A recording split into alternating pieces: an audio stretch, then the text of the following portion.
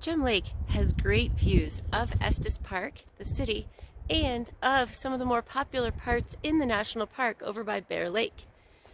They're a little shrouded in clouds this morning, or they were completely shrouded in clouds this morning. Now you can start to see some of the peaks that are back there.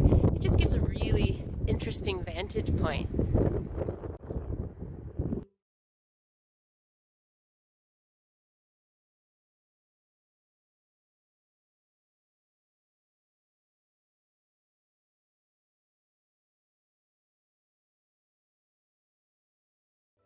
Gem Lake is a really interesting hike. It has great rock formations and offers some scrambling along the trail, which is great for kids.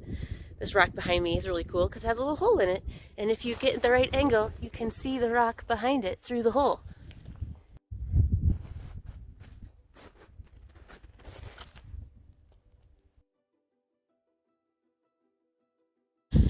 Something kind of unique about the Gem Lake Trail is this toilet right here, about a mile and a half up the trail, open to the sky, so you can relieve yourself while taking in all of the beauty around you.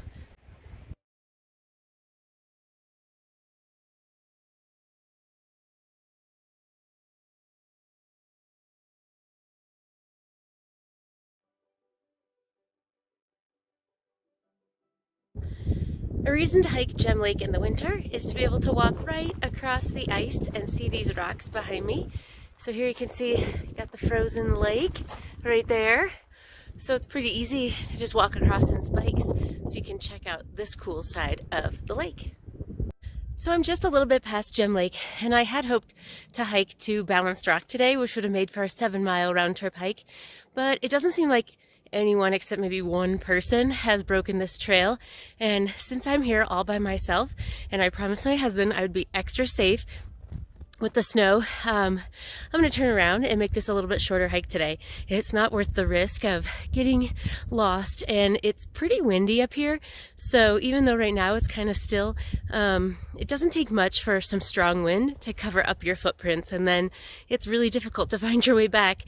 Even with GPS it can be tricky, so I'm taking the safe route today, which is a little bit shorter hike, and I think it's probably the smart decision.